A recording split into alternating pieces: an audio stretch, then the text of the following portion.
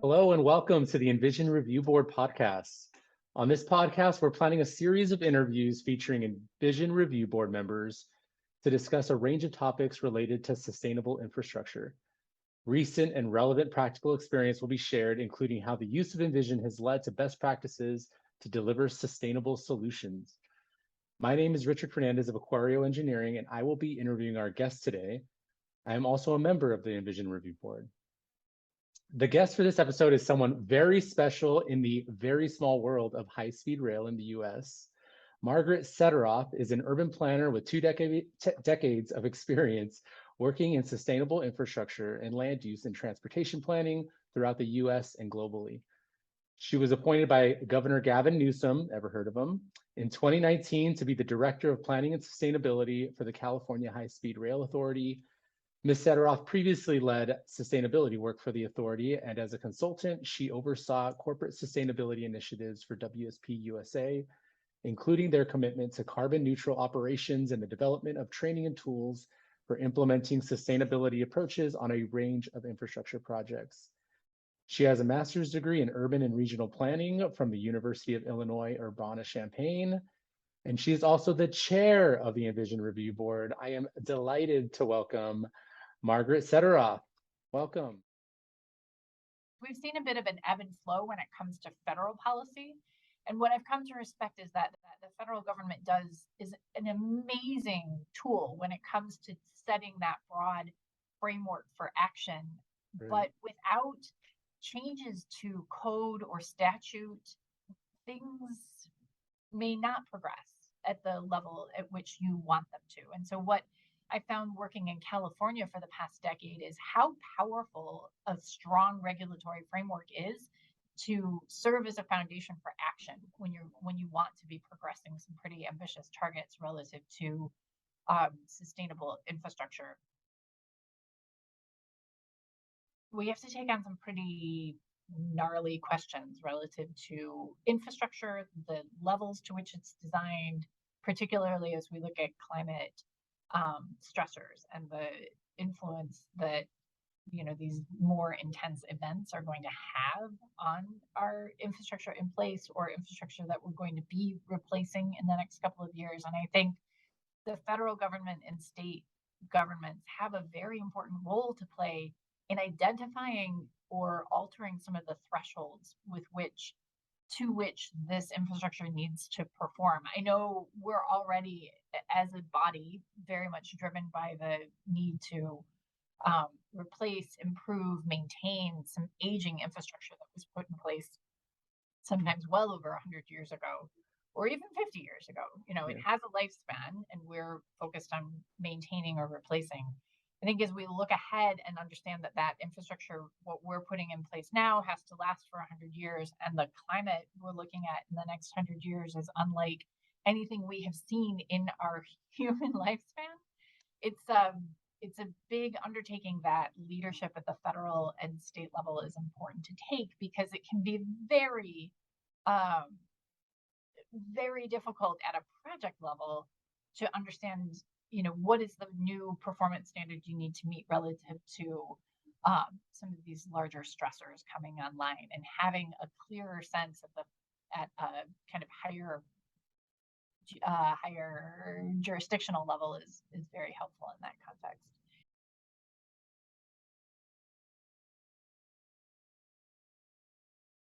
I think the second gap, before we move on, is related to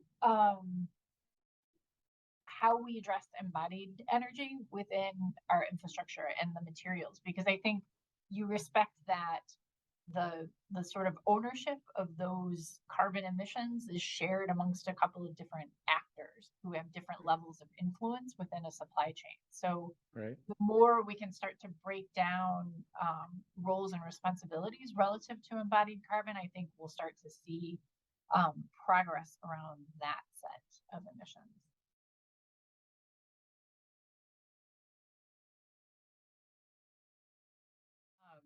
Envision does a great job of setting up pay attention to 64 different aspects and issues relative to sustainability, but within them do some very discrete and meaningful, tangible, measurable activities in order to demonstrate performance, which can be valuable. So I know I've been bringing up projects a lot, but I think my intent here was yeah. to kind of start up, big picture and down. Do you have any examples of effective sustainability management plans that support or provide guidance to a project to improve sustainable infrastructure? Right. So, wow, I know like management plans can sound really boring to people, but they are crucial, right? And I have found it's we have a sustainability management plan here at the High Speed Rail Authority, and it was developed in collaboration with multiple different functional areas. So everyone appreciates that they have a role to play within delivering sustainability. They have a clear action to take. They have a timeline by which they take that action. And then we go check on those activities every year and, publish a report that sort of summarizes where we're at. I would say one of the things I've learned over time with management plans is that sometimes you can have big, very clear, high-level targets to meet, but having interim steps along the way is crucial because that is how you track progress. And I think what's great about some of the leadership credits in Envision is they do drive behaviors at the project level that are incredibly important to start developing. Ages ago, you'd say, oh, well, we need a quality management plan within the project. And people are like, really? Must we? What's this all about? And now it's just a part of doing business. By the same token, I think sustainability management plans without clarity at multiple levels of project delivery that here's how we are going to accomplish sustainability. Here are the actions of any individual team. Here is the goal. Here is the performance indicator to which we will be held. All of that goes into a management plan. It's very clear about who is responsible and accountable and what actions will be taken and by when. They need to be flexible so that they can evolve over time as a project evolves over time. But they are a mechanism for holding contractors accountable, for holding teams accountable. And I think that what I appreciate about the Envision approach and what, LD 2.1 establishes sustainability management plan. It can sound really boring. And I do actually recall maybe a decade ago talking to teams and saying like, come on, this one's pretty easy. You can come up with a management plan. You would be stunned at the terrible quality of some plans that came out of that. And what I respect about Envision is it continues to hold a pretty clear bar for performance and makes projects accountable for achieving that. Right. I think on the leadership side of things, bringing everybody around a shared goal and then breaking it down is incredibly helpful at the project level. Very much helps so. everybody know what the time and resources is going towards, right? I'm curious, can you share any examples of effective leadership, policy, or commitments that have led to achieving project sustainability? I can. And I know it's not going to surprise you to say the California High Speed Rail Board of Directors set a goal to have a zero net direct greenhouse gas emissions and construction goal for the project. It wasn't enough that we were bringing an instrument of sort of sustainable development and sustainable mobility to the table through electrified high-speed rail running on renewable energy, which was another big goal that our board set. They also recognized we would be in construction for a good decade.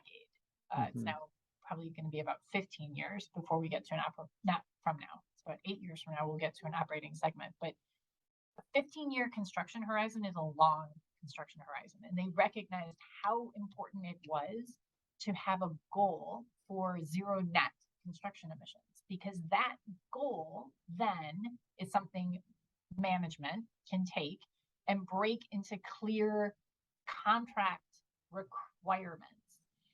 And to that end, you start to analyze things like, oh, well, if we want zero net, why don't we drive down emissions as much as possible? Happily, in California, we can also twin some of that activity with larger policy objectives. So California has been pushing very hard on the uptake of zero emissions vehicles. California High-Speed Rail is a long linear construction project. And so managers are doing a lot of driving every day. And what now we can line up is, okay, all of that on-road travel necessary to deliver the project, that can be done using the zero emissions vehicles, the Ford F-150 EV or a Rivian truck, or even, a Chevy Bolt. Those are all tools that we can require as part of the contract in the larger service of this high-level goal that our board set. And our board made that commitment because they recognized how important it was to not just deliver a great sustainable infrastructure outcome, but along the way, change some of that behavior and practice. And so, that's one place where I've watched over time an activity at the leadership level and that sort of vision at the leadership level get translated into specific actions on a project. And the outcomes are really positive. Like, we focus on the cleanest available off-road equipment as well. That means far fewer criteria air pollutants are produced in construction, which is very important when you're working in a very stressed air basin. That also drives us to look at, well, how quickly can we take up electric-driven off-road equipment, and where is that in the market? And so now in our future, the next sort of set of big construction projects we've set goals and targets relative to the use of zero emissions, not just on-road fleets, but off-road equipment as well. So it's all kind of tied together in the service of zero net emissions for the construction project, but underneath it, it drives behavior and use and uptake of cleaner equipment and cleaner practices, which then has a positive impact on the communities we're working in as well. That's a fantastic example of effective leadership. I think a lot of the examples that come to my mind are just really broad public commitments or statements saying that we, raw sustainability, we want to be the greenest blank city, county, whatever, state. But this one is very specific and pretty aggressive, right? I mean, for something to be able to, lead to that level of action is very impressive. And when you talk about off-road vehicles, you're talking about like the construction vehicles, like these tier 3, 4 standards, right? Right. So we now have a requirement that all of our off-road equipment be tier 4. Wow. But that it's so much cleaner. Yeah. So and it just is, when you've made a commitment to zero netting, that means you've also committed yourself to buying offsets in some manner or paying for offset programs. Yeah. And so, to my mind, the more we just want to reduce the problem, right? You want to reduce the source as much as possible. Sure. But yeah, I think our next goal is probably to have like an all electric construction site. Wow. Yeah, that's very impressive. I mean, just because you mentioned offsets, does that come in the form of trees, or is that just money towards renewable projects? Both.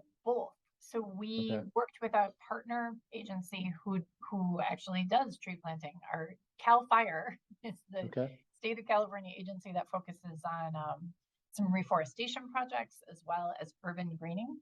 So they did some grant awards that led to like more than 7,000 trees going into disadvantaged communities. So those have a fantastic carbon sequestration benefit as well as a co-benefit to those communities. Shade, more shade. California is really hot, as you know. Yes. But then we also work with partners like the San Joaquin Air Pollution Control District, who have established programs where they are swapping out things like ag pumps or school buses or tractors for newer equipment as well. And so that is sort of offset activities that happen by another actor. And all of it is in the service of air basins that are pretty stressed. So we've touched on this a little bit already, but if you have any other thoughts on the economic role of sustainable infrastructure project in your view. Well, again, the folks listening to this podcast are involved in the delivery of infrastructure writ large across all sectors. And I think we recognize how investments in public infrastructure play an incredibly important role in just spurring economic activity through construction and jobs and the jobs that come along with it, and then the secondary effects of that investment in construction activity.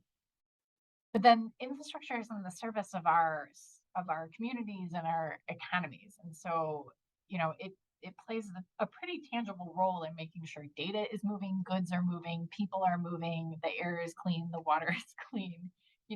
Infrastructure sort of underpins our world. What's really interesting though about things that are embedded in the Envision framework and ways we can bring new tools to the table to influence the economy relative to the delivery of our infrastructure is focusing on things like small business and small business utilization or disadvantaged business utilization, actually setting those requirements in contracts and then making sure that there is compliance and uptake, and not just compliance, but also using this major investment in infrastructure to help incubate new businesses and grow new businesses into the overall sort of ecosystem of companies at work in the delivery of infrastructure, because it's not just the person who's going and doing the welding on a project. It's also the engineers who are doing the design. Now we're going to be asking our engineers to have a much greater sophistication with using climate models and using that data to inform how they deliver design. We're asking them to analyze embodied carbon in their designs and figure out better ways of delivering infrastructure against all these multiple targets and goals. And so I think that not just that investment that leads to economic activity, but also how we use the procurement and the delivery of our infrastructure, it does have a pretty tangible sustainability outcome as well. I think equity comes to the table, or an equity lens that you use on procurement can be really important. It can be a little bit hard in some places just because of constraints relative to contracting and how you're able to actually award contracts, but you can also still have things like apprenticeship programs and focus on standing up and encouraging knowledge building and skills building within the context of project delivery. And I think that what's fantastic about the Envision program is it does ask you, like, did you sit down with the local community and figure out what the need was?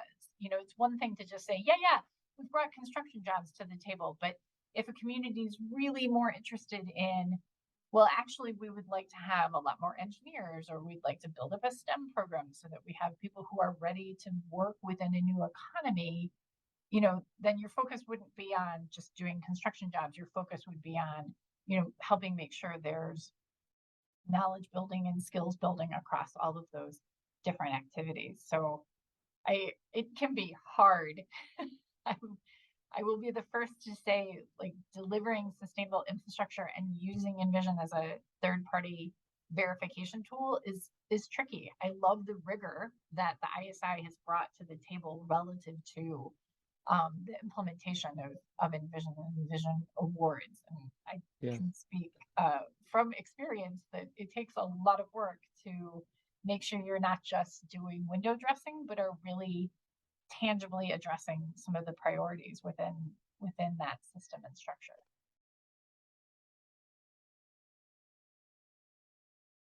I think what what I think you're touching on is the importance at the leadership level to express a desire to support those small businesses economically, yes, but then also building the skills right up, building the skills and capacity within the market, and providing incentives or providing some level of priority within a contract to women and minority owned businesses. I think that's really interesting, and that provides that kind of social ladder. And I think one of the things, again, this is more on the sausage side of making a project, but whatever, putting the sausage through the sausage maker, I don't know how the saying goes.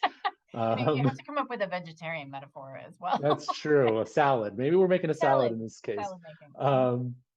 But is building up that skill and providing, using a public project or public dollars to actually benefit the public's social ladder, right? Yeah. And that's something that is lost for sure on a lot of people that are really focused on a specific part of the problem of a project, an engineering problem, or the part that's performance based versus that social aspect. So completely agree on the equity, the impacts to equity that are really, that there's an opportunity there that projects provide for sure. Right.